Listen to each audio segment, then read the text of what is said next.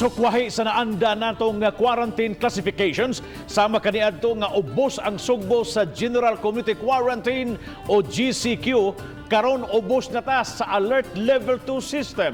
Ang pagpatuman sa alert level gituki sa mga naglangkob sa EOC. Unsay kabag-uhan nga mahitabo niini atong sayran pinaagi sa report ni Nico Sereno.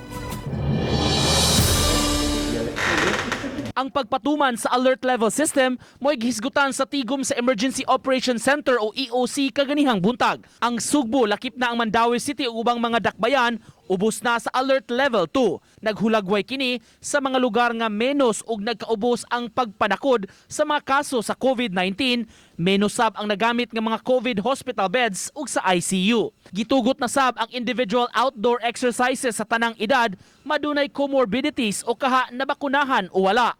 Padayon gihapong idili ang casino, horse racing, cockfighting, lottery, betting shops ug ubang gaming establishment sa alert level 2 gawas lang kung itugot kini sa Interagency Task Force o sa buhatan sa presidente. Ang implementasyon shift gikan sa naandan nga community quarantine status nga ECQ ngadto sa MGCQ. Sa dakbayan sa Mandaue hatagan og premium ang mga fully vaccinated individuals aron makasud sa mga establishmento labi na sa indoors. Samtang ang wala nabakunahan o partially vaccinated mamahimo gihapon sa mga outdoor areas.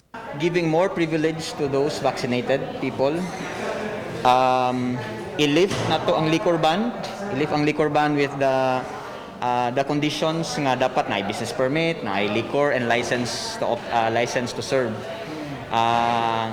And then dili gyapon pwede sa open areas, skillage daan. Sub-subsab ang himuon nga inspeksyon aron mapatuman ang health protocols. Kaning alert level 2 murag daghan-daghan gyud ang abli.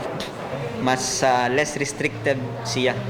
That's why sa among meeting is we will be focusing more on the enforcement and then i-augment na mo ang among monitoring sa mga business establishment. Samtang sa dakbayan sa Talisay giisip sa mayor nga welcome development kini ilabi na sa natad sa ekonomiya. Ugma magtagbo sila sa kapulisan ug ubang ahensya ug departamento aron paghan-ay sa guidelines sa maong mga establishmento. Pagsiguro nga dili kini mamahimong tinubdan pa sa mga takod sa COVID-19. Nanggawas ng mga matrix on social media kung siya allowed to open or not.